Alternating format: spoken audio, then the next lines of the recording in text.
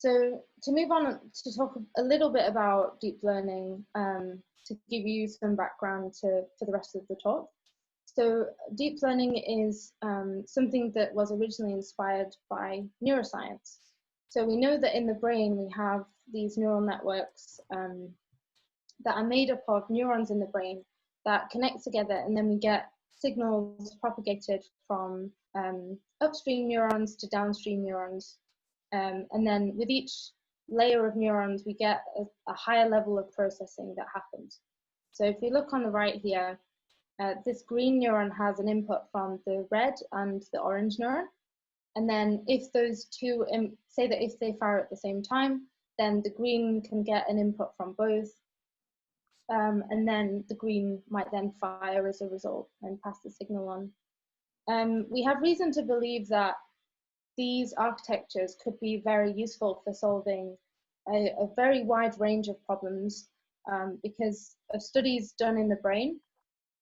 If somebody loses a limb, for example, we find that the area of the brain that was dedicated to controlling the movement of that limb, for example, or the sensory signals from that limb gets smaller. So the nearby areas of the brain actually end up replacing some of that area of brain. So we know that brain remodeling happens, and the architecture throughout the brain is very flexible and can be used for a wide range of problems, even into adulthood. So we take this idea into deep learning. There are a number of differences, though, that we do. So in biology, we either get a neuron firing or it doesn't fire, and it's binary, and the signal is binary in that sense. Whereas in deep learning, we take a set of inputs, which could be, by the way, positive or negative. So that's another difference, because in biology, the inputs are only ever positive or zero.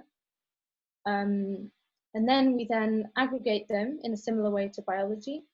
And then this artificial neuron here, the black circle, will then form an aggregation, and then it will apply some nonlinearity, and then we'll get the output.